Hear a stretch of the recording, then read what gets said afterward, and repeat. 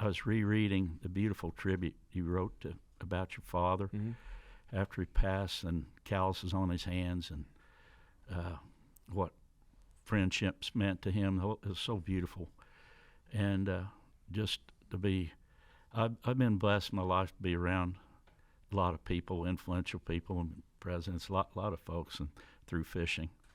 Your dad, I can just tell you, I don't have to tell you, but he was, my admiration for him was so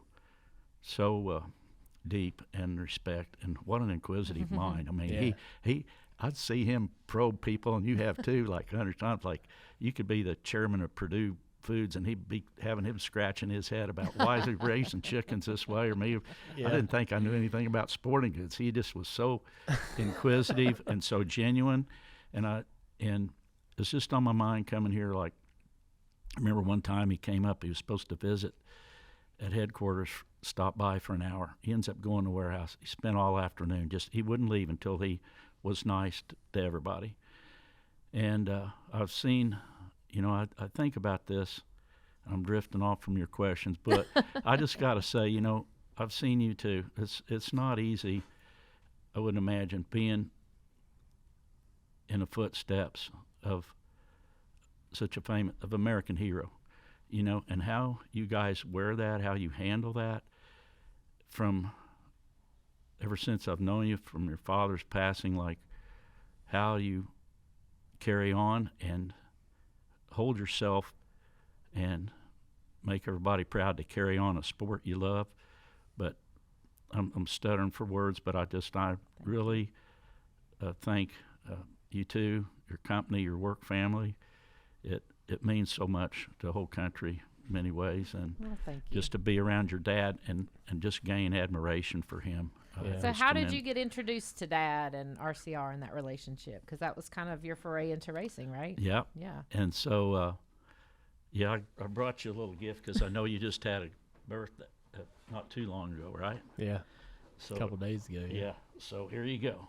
This was our first. I just found this out coming down here. It's checked on. It was 25 years ago. Oh man. So we sponsored that. The gold car. Yeah. And another diecast for the table. No kidding. And then, I got to tell everybody, you introduced us to Martin Truex Jr. Yeah. And that was 20 years ago. And so that works out pretty keen. So all this, but so I met your dad and Richard at Charlotte, best I remember, the first time. And like, they sent this sales guy, Bill Pattison, was up on our calling on us at Bass Pro in Springfield like the next week. And he walks in and he says, Johnny, Dale and Richard, they enjoyed meeting you, and they love the outdoors. They both love to hunt and fish, and they're making you this deal. I can't even believe it. And you probably heard me say this before, but there's a chance to put a little decal on the B post of your dad's car. And so what's a B post? Well, I found that out. It's a little decal this big. And I said, man, what's that going to cost? And he told me, and I just about threw up. And then he said, this was a beautiful thing. He said, Johnny, Dale and Richard, they want to put Bass Pro emblem on the hood of this car for the All-Star race. And they will donate all their royalties that they normally get, and you guys will donate it all to conservation. And so I was totally naive, but that's what really got us into NASCAR. In like 30 days, that was many years ago, they sold over $10 million worth of course, Earnhardt's. Yeah, you guys that like sold a lot of huge stuff. Part, but like so much money for conservation, but also told all of us, our customers that like to hunt and fish, they also like NASCAR, huge. And so we look at this as a long-term like brand building or affiliation with NASCAR, and that's a lot of fun. Everybody in the company, I get fired up about it. Yeah. So was this the first? Was Yep. that it? This Yep. was the first Yep. race car Yep. in sponsorship. Wow. What did you know about NASCAR before this? Well, I used to go to the Springfield Fairgrounds, and there was a guy named Larry Phillips. Mm-hmm. I asked your dad, he knew him, but he was like the equivalent. He's a legend. Oh yeah. Yeah, he was great, and he'd just go. I'd go there with my grandpa, and that Larry Phillips, he was in Rusty Wallace race there, and quite a few guys, Ken Schrader. Anyway, but that was my first time being around NASCAR, but it was a half-mile asphalt track like you do with the Yeah. historical tracks. The partnership between you and Dad was perfect in many ways. Y'all definitely kindled, created a friendship and an admiration for each other. But Dad, his passion for fishing and hunting, I know you spend your life around, people that do that professionally, that every day they wake up. But for the everyman, Dad was as diehard as it gets. A great connection and a great spokesman for your brand because of his. He grew up on lakes around Kannapolis and took going when hunting season started. He was gone. Yeah.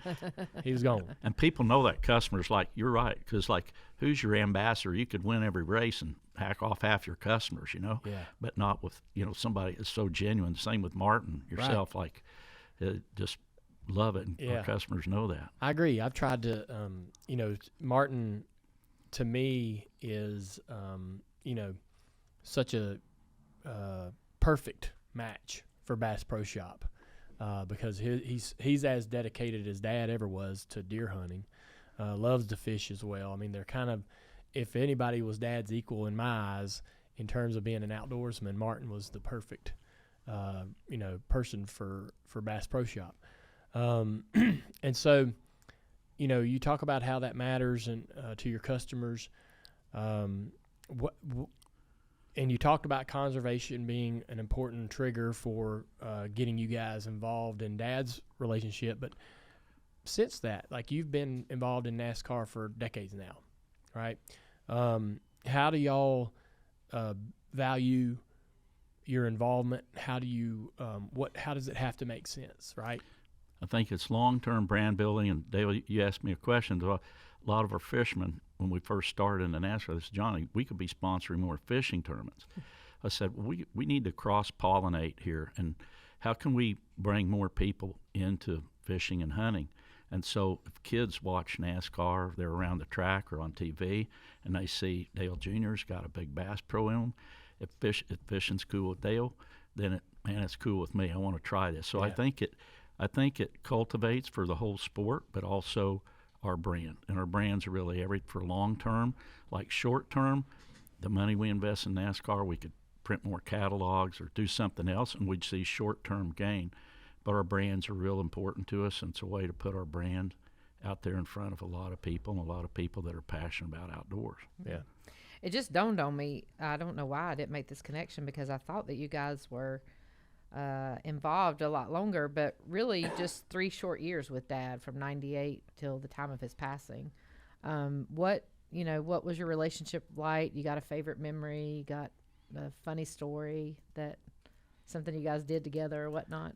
Well, I remember one time he came over. We went fishing. I love to fish for these giant bluefin tunas, and your dad came over and we went tuna fishing, and we had a couple of blow-ups, but we never got a fish, but we had good times. And I remember your dad we were staying in this little fish camp, and they had some bicycles. And I look up, and he's riding his bicycle around backwards all the Backwards. time. And he said, "Oh, come on, I'll race you. You can go forward, I'll go backwards." Yeah. He still beat me.